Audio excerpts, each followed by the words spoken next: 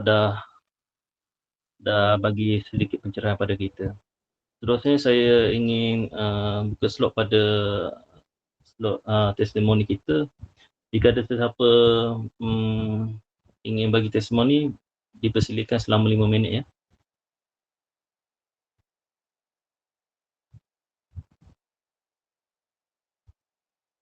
Ada sebarang persoalan pada VM Alia kita, boleh diutarakan dalam ruang komen ataupun boleh terus voice.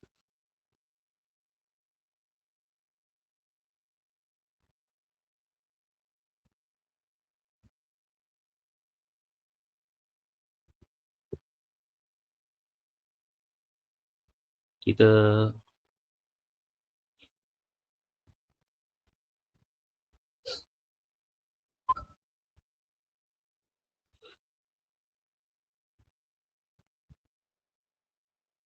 kalau tak ada apa-apa testimoni, boleh kita teruskan dengan slot seterusnya. Okey, slot pasal seterusnya adalah berkaitan dengan empati. Seterusnya kita akan mempersilakan senior VM kita, Aina Bukhari.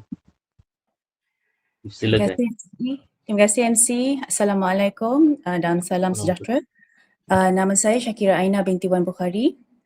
Hari ini saya diberi peluang untuk berkongsi dengan anda semua. Boleh panggil saya Aina. Hari ini saya diberi peluang untuk berkongsi dengan anda semua topik empathy dan berkaitan dengan topik ini. Saya dah guna produk Shonghor dari 2001 dan dah jadi ahli dari 2002.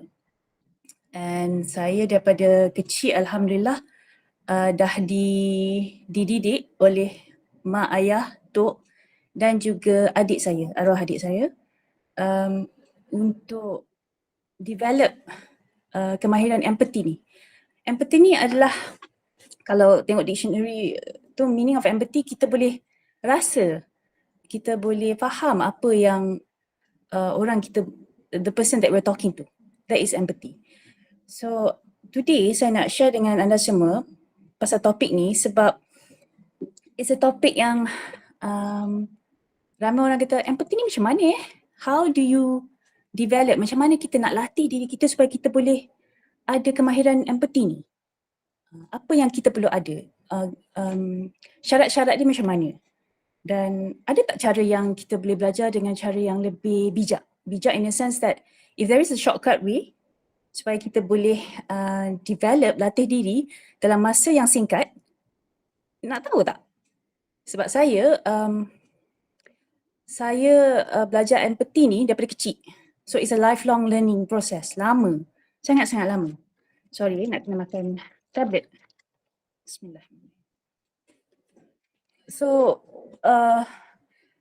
saya pasti tak ramai yang hadir malam ini dan yang bakal mendengar recording ni ada masa selama saya.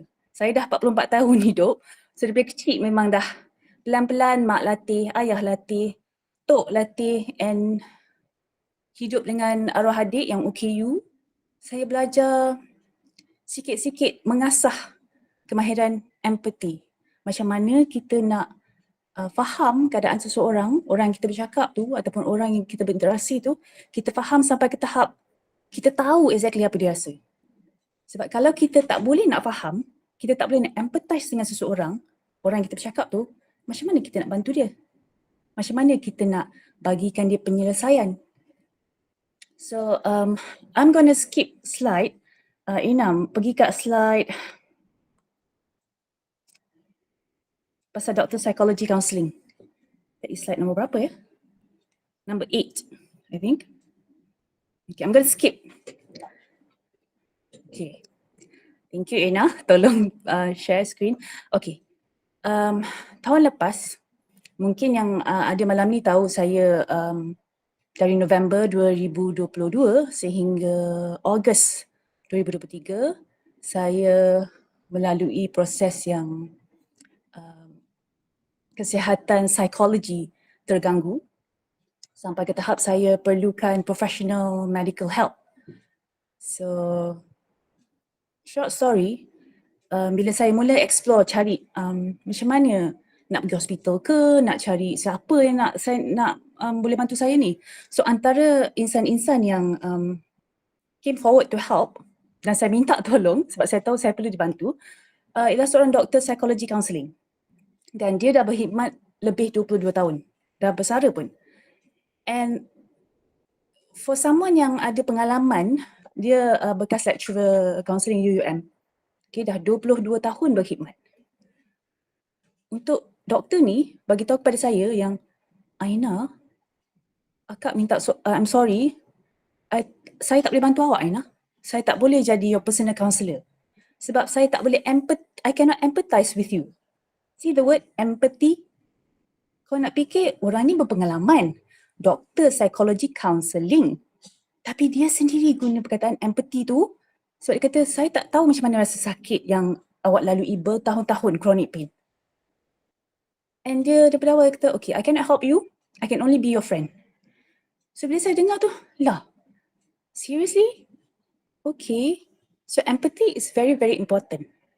Kalau kita tak boleh nak faham keadaan orang yang kita bercakap, orang yang kita berinteraksi tu, it's going to be very difficult untuk kita bantu dia, untuk kita salam mesra pun agak susah.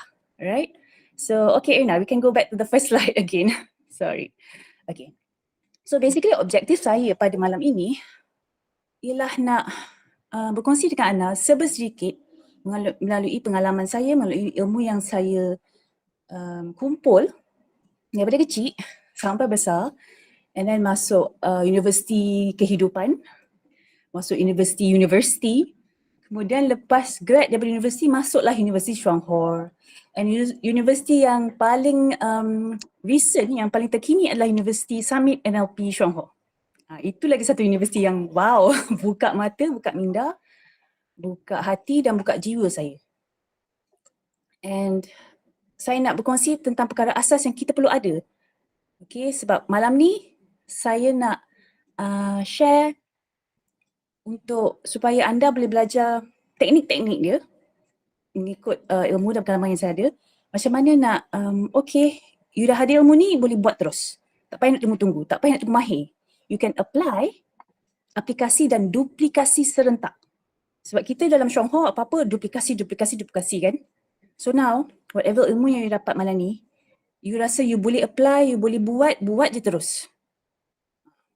And duplikasikan je. Jangan tunggu sampai kita, nak kena mahir lah, nak kena jadi master, nak kena expert. No, just do, just share. Alright? Ada yang kita kena belajar dan kita perlu latih, dan ilmu-ilmu dalam hari ini kita kena constantly asah. Macam asah pisau, bukannya sekali-sekala asah, tak. Kita kena continuously, sentiasa.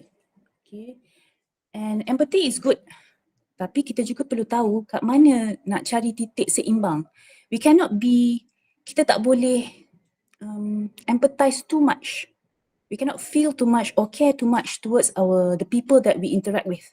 Sebab kalau kita terlalu care sangat sampai ke tahap dia down, kita pun down. Problem juga tu. So this is where we develop the skill of empathy, and at the same time kita cari mana balance dia, kena seimbang. Okay, we need to know when to help, when to go in front, bila kita nak ke depan dan bila kita nak, jangan dekat sangat. You have to take a step back. The moment kita exceed the limit of empathizing with someone, this is where kita is difficult untuk kita be, what's the word, be objective about the situation. We can tend to be more emotional, right?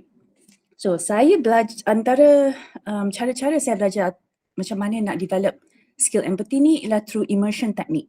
Immersion technique ni, kita, orang selalu cakap in English, the quote will always be, we put ourselves in that person's shoe. Kita pakai kasut orang tu. Then baru kita tahu rasanya. Okay? So immersion technique yang saya belajar is something that I immediately apply, immediately duplicate. Contoh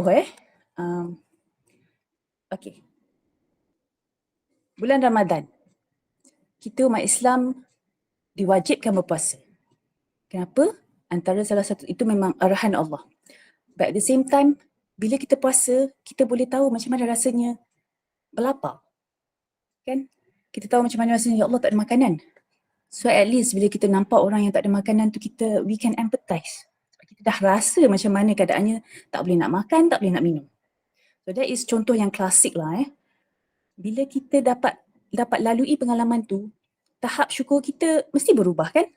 Ke bulan puasa you all tak dapat makan terus tak ada rasa syukur pun, tak ada perasaan sabar pun, tak kan?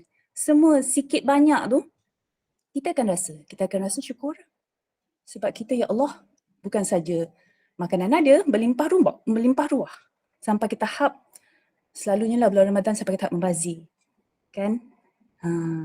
That's one thing. Kita tak sedar membazir tu sebenarnya berdosa kan.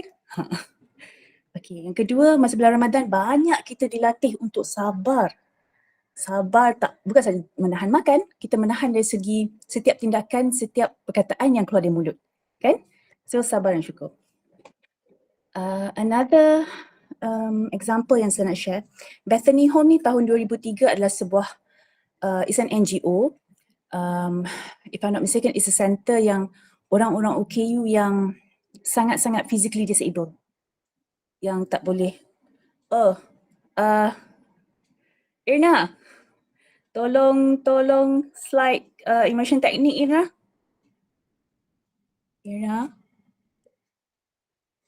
Okay, Bethany Home 2003. Sorry. Masa kat Bethany Home ni, saya bawa arwah adik saya, Basri, dia guna wheelchair and dia tak boleh bercakap. So the first practical training kami volunteer kena buat adalah duduk atas wheelchair, kena ikat tangan belah kanan satu, kaki belah kiri satu dan kami disuruh bergerak dalam wheelchair. So that was my first experience, and when I went through that, pengalaman itu 2003, sekarang dah 2023, saya masih ingat, ya Allah, susahnya. Daripada situ saya mula belajar macam mana kita nak rasa apa orang tu rasa.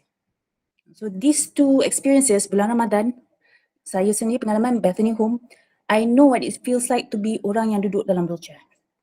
Okay.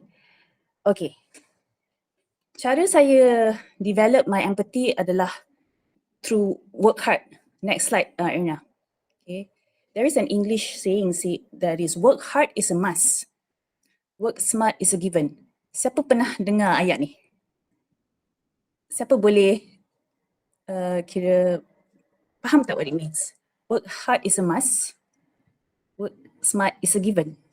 Okay. Irna, next slide. Okay. Work hard is a must maksudnya kita bekerja keras tu perlu, kita mesti. Dalam apa jua aspek hidup kita, kita kena kerja keras. Setuju tak? Ke semua boleh tak payah kerja setuju kan? Okay, yang kedua, work smart is a given. Bekerja secara bijak adalah wajib. Kita patutnya kan cara bekerja secara bijak ni kita tak perlu nak persoalkan lagi. Memang kita dah tahu, memang kenalah kerja secara bijak.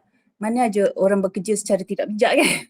Kalau dia tahu cara nak bekerja secara bijak, secara yang lebih cepat, lebih efektif, itulah yang kita akan pilih, betul? Okay, tak adanya kita nak susah-susah bekerja. So, maka, next slide Yana. Bekerjalah keras dengan cara yang bijak. Okay. Bekerja keras is good. Bagus. Tapi kadang-kadang kan kita kerja keras saja kan, kita jadi penat. Dan kadang-kadang sebab kita bekerja keras tapi tidak secara yang bijak, dia jadi mungkin tak berbaloi lah. Berbaloi pun tapi macam alamak, sikit sangat imbuhannya. Okay. Whereby kalau kita kerja keras dengan bijak, pulangannya lebih lumayan. The ROI, return on investment. Alright. So next slide kita boleh skip Irna. Pasal Dr. Psychology. So okay. Empathy. First, I'm going to teach you empathy ni kita perlu belajar. Okay, through learning, proses pembelajaran. Kita perlu latih, train dan kita perlu develop, kita perlu kembangkan kemahiran empathy ni melalui pengalaman kita. This is where empathy ni kita boleh slowly acquire the skill of empathy is through 3 ways. Okay, first is through experience. Okay, 2 ways, but the third will be the balancing part. First is through experience. Ini yang work hard ni. Okay, perlu masa yang lama, perlu again and again and again. Itu saya lalui. Saya tak nak anda semua lalui work hard saja. Penat, sangat-sangat penat. Okay, dan akan tiba masa anda akan burn out. Because I went through that. But saya tak dapat balance. Saya terlebih empathize, terlebih banyak rasa, terlalu nak sangat tolong orang sampai ke tahap diri sendiri merana. Saya tak nak anda semua macam tu. So I'm going to share with you tips. Yang mana yang saya faham lah, okay? Okay. Cara pertama adalah melalui pengalaman kita. Work hard. Okay. Cara yang kedua adalah listen and be aware. Bila kita berinteraksi dengan orang, selalu kita ingat, oh kita kena pandai bercakap. Betul tak? Kita ingat we need to be good in speaking, in talking to someone. That is not the right way. The best way untuk kita berinteraksi dengan orang, untuk kita didik diri untuk asah kemahiran empathy ni adalah kita perlu mendengar, listen. And kita perlu mendengar dengan dengan cara yang terbaik, dengan cara yang Allahumma salli ala sayyidina, dengan cara ihsan. Ihsan maksudnya dalam bahasa Inggeris excellence with grace. Dalam bahasa Melayu, cemerlang dengan hikmah. Cara sunnah lah, cara Rasulullah SAW. Kita dengar, dapatkan maklumat sebab banyak mana yang boleh, lepas tu baru kita pula bercakap. So nak train diri untuk mendengar, tu you need to figure out what's the best way. I'm not going to teach you, nanti tak cukup masa. So we need to be able to listen well, that's number one. And number two, kita kena aware, kita kena sedar dengan keadaan sekeliling. Okay, when we're able to do this, then kita kena cari balance. Macam mana nak seimbangkan empathy? Nak tolong orang tapi pada waktu yang sama, tolong dalam kadar yang kita mampu nak tolong. Alright, okay, next slide Irna. Cara experience ni old school tau, traditional. Cara yang saya belajar lah. Bertahun-tahun nak belajar, lepas tu nak kena apply. Okay, melalui pengalaman saya diri sendiri dan sebagai penjaga. Okay, tapi hari ni kita straightforward terus cara yang, itu work hard lah kan, experience. Cara yang work smart, kita nak bekerja dengan bijak Irna, next slide. Okay, is through listen and be aware. Okay, we work smart. Oops, sorry. Kita gunakan macam mana kita nak capai tahap sedar dalam setiap situasi ialah kita gunakan kesemua. This is ilmu yang kita dapat yang mana attend NLP Summit. Coach Rizal dia mention pasal kita gunakan kesemua diri rasa kita. All our six senses. Kan? Mata, telinga, hidung, mulut, jari tangan, jari, and six sense. Lagi satu saya ingat dah. But anyway, we use all the six senses. But today I'm going to focus on three. Because three inilah yang the moment I light bulb moment, terbuka minda terus macam, oh apply and terus buat and terus the ROI just datang. And always pastikan niat kita, whatever that we do is, ya Allah permudahkanlah supaya kita boleh bantu orang tu, beri bantuan tanpa apa-apa harapan. We help, in Shanghai pun kita belajar, we want to share, we want to help without any expectation, kan? Bukannya kita jumpa orang terus nak menjual, orang ni kena beli, no. We just share as best as we can. Kalau ikut Coach Rizal, dia kata kita bantu orang tu sampai puas hati. We just share everything, go all out, and the rest kita hanya sampaikan saja. The rest Allah tentukan. Okay, so number one is listen. I'm going to focus on three only. Number one is listen. Kita kena listen well. Macam mana kita nak mendengar? First, bila kita jumpa orang tu, dah settle salam mesra and all these things, kita dengar bahasa yang digunakan. Adakah bahasa yang digunakan bahasa positif atau negatif? I'm teaching you how to focus straight away. Jangan dengar content tu bagus, isi yang dia nak cakap, tapi kita dengar ayat-ayat yang digunakan. Kalau ayat-ayat tu positif tu, okey lah, maknanya orang ni good attitude dah, personality wise dah okey lah. Tapi kalau orang tu guna ayat yang tak best je, dia tanya pun, apa khabar? Okey lah, baik. Tapi macam tone dia pun menurun je, macam sedih je. Then we know that this person is ada keperluan di situ. Okay. And we can also listen daripada apa yang dia cakap dengan verbal and non-verbal. Daripada benda yang dia ucapkan dan juga benda yang dia tak ucapkan. Non-verbal, body language. Non-verbal, dia punya expression muka macam mana. Orang cakap, macam mana nak tahu expression keluar dalam phone Perasan tak kalau kita cakap dalam phone, orang tu tengah senyum pun kita boleh tahu dia senyum. Kan? Kita boleh dengar walaupun kita tak nampak. This is where we use all our senses. Kita kena sedar. So, tips saya sendiri, Alhamdulillah saya amalkan. Sebelum saya nak cakap dengan orang, saya akan doa dulu. Ya Allah, permudahkanlah supaya my sharing ni nanti will be the best. I do not, saya tak akan minta untuk sharing ni orang ni close deal ke, beli banyak produk ke, tak. Saya nak biar perkongsian saya ni yang terbaik untuk saya dan dia dan keluarga kami masing-masing, dunia akhirat. Dan buatkanlah perkongsian saya ini walaupun dia tak perlu sekarang, jika ia bermanfaat pada penerima, biarlah later 10 tahun kemudian pun dia akan ingat, oh Aina 10 tahun lepas duk cerita pasal ni lah. You know, and buatkanlah ya Allah perhubungan ini, perbualan ini menjadi boleh mengeratkan lagi satu rahim yang baik, molek dan benar. Dan jika ianya tidak elok, tidak molek dan tidak benar, maka jauhkanlah, lindungilah kami. And that's my doa before I share. And my doa, bila orang tanya soalan saya tak reti nak jawab apa, saya senyap tu, masa tu juga saya akan berdoa. Dan lepas habis settle sharing, saya akan doa yang sama. Sebenarnya kan sepanjang masa kita bertali pada Allah. We can do our very best. Tapi kalau kita tak berserah pada Allah, kita akan down. Sebab kita dah tahu kita dah buat yang terbaik, the rest Allah tentukan. So maknanya kalau kita buat baik, kita dapat ROI, Allah bagi cash, kita dah share orang tu, okay, ayah, I nak belilah RM5,000 worth of PV. Boleh tak? Itu Allah bagi cash. Kita dah dapat result. Tapi kadang-kadang Allah tak bagi sekarang. Allah bagi bulan depan. Maknanya waktu tu kita kena sabar. Kita kena syukur. Alhamdulillah. Hubungan ni masih lagi kekal tapi cuma dia tak nak sekarang. Or, kalau Allah tentukan bukan sekarang tapi Allah nak simpan ke akhirat. This situation tahap sabar yang sangat-sangat tinggi. But kita kena ingat selalu orang cakap sabar tu ada had. Betul, sabar ada had.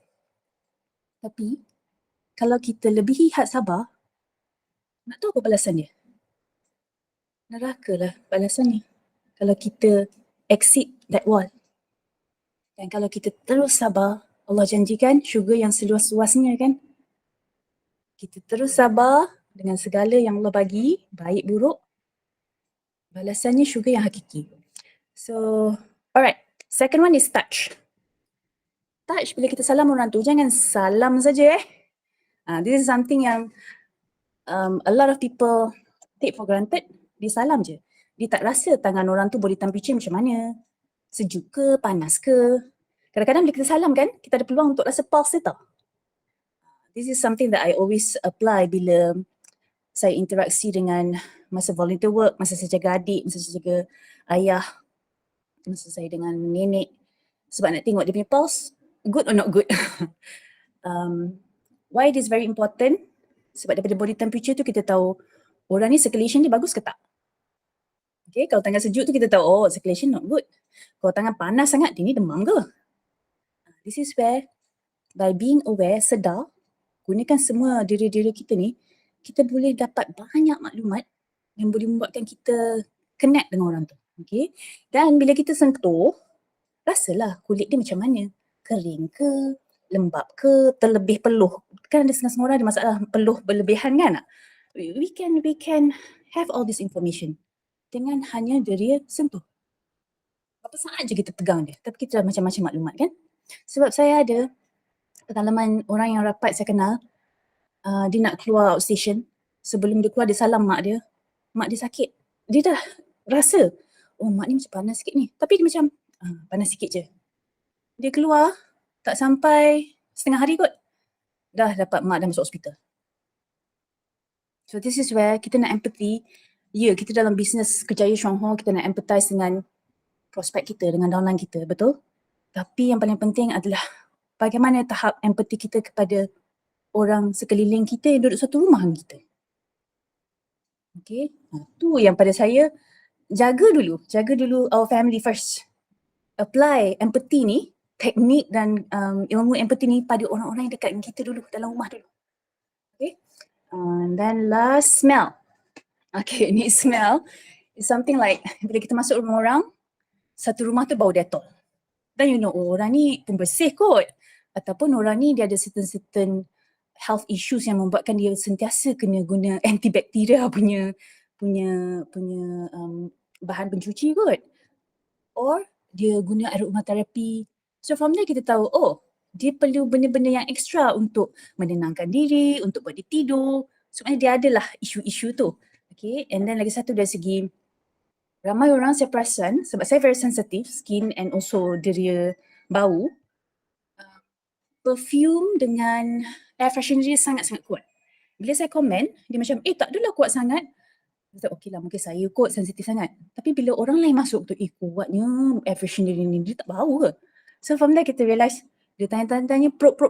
Oh, dia ada masalah resdung, tak berapa bau tak berapa elok. So again, being able to be aware, kita sedar guna diri-diri rasa kita ni membantu dalam proses nak asah skill empathy kita ni. Okay?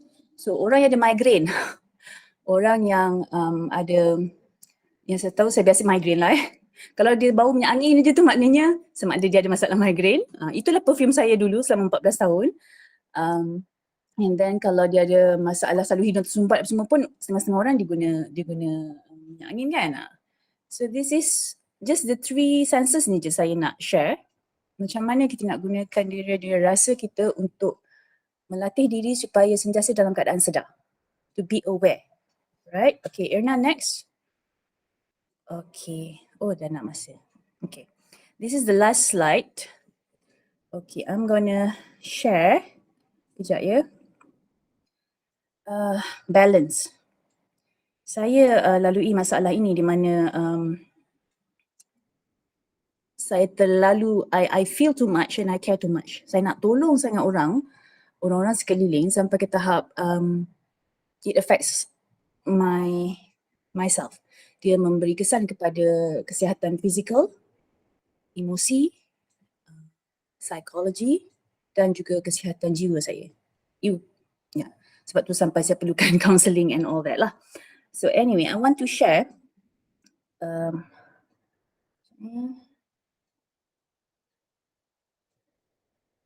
okay, this is my another email of mine.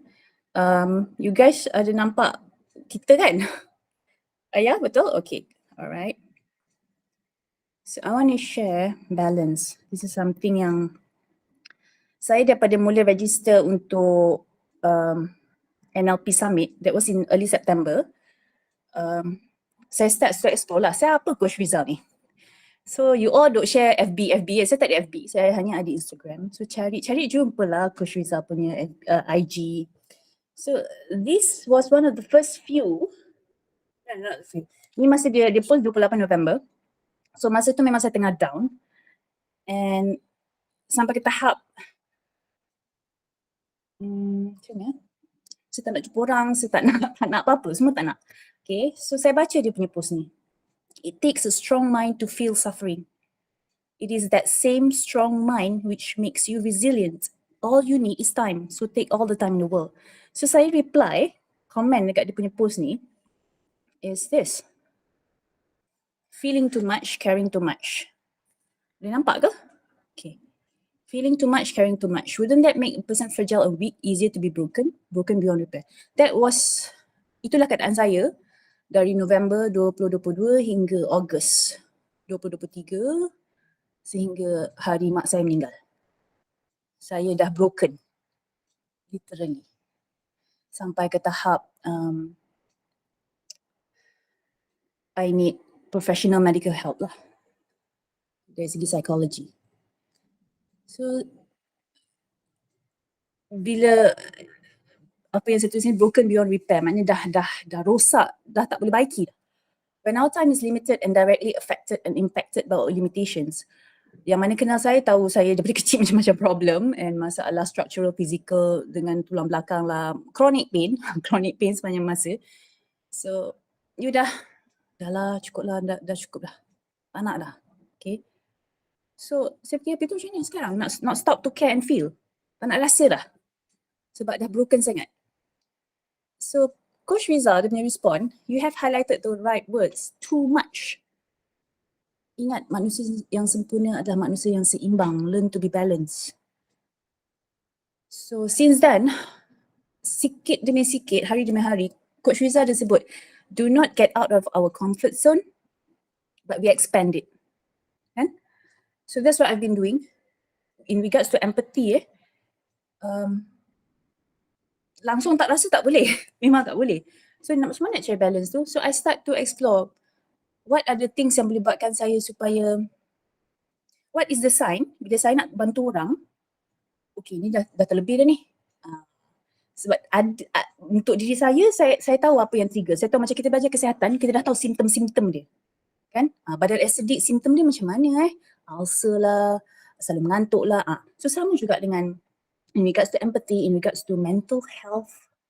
Mental health is not something yang kita boleh just you zikir lah, you banyak zikir. You solat banyak-banyak. You kena kuat. No, it's not.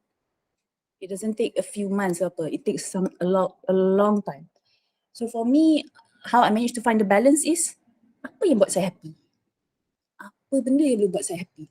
Dan bila saya nak bantu orang, bila saya start mula rasa orang tu down, saya pun dah start. Belum betul-betul down pun, baru saya nak rasa start je saya dah, okay tak boleh lah. Tak boleh bantu sangat. Bantu dalam kadar supaya, macam mana? Sebelum kita bantu orang, sebelum kita ambil berat pasal orang, sebelum kita sayang orang, kita kena sayang diri kita dulu, bantu diri kita dulu, dan jaga diri kita dulu. Kita kena uruskan emosi kita dulu.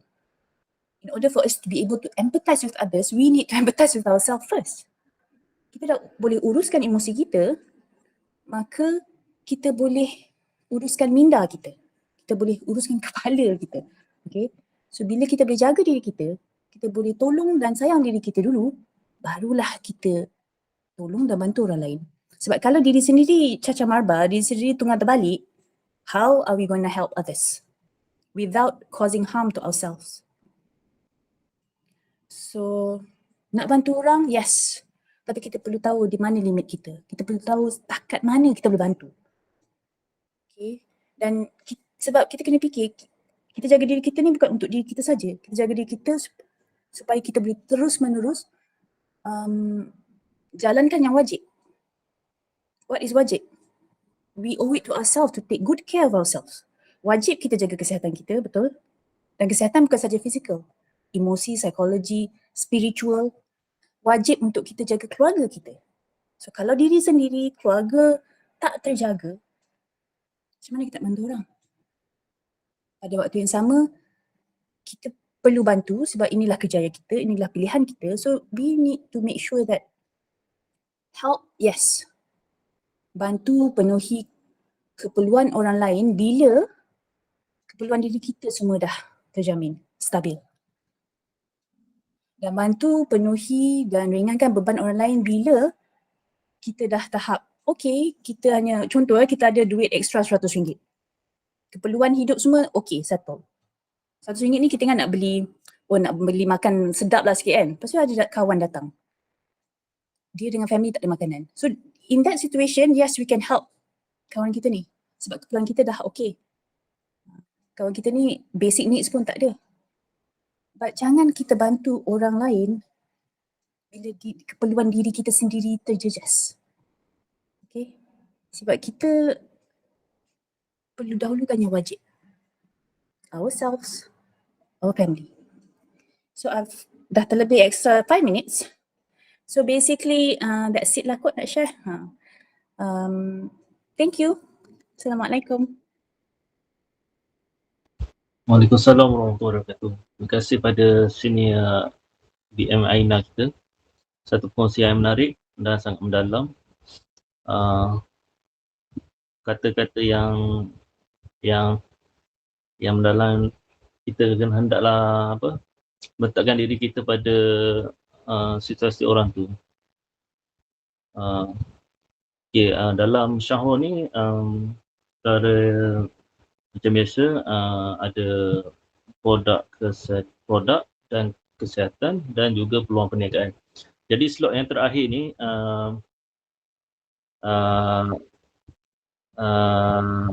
Abdul Malik akan menceritakan tentang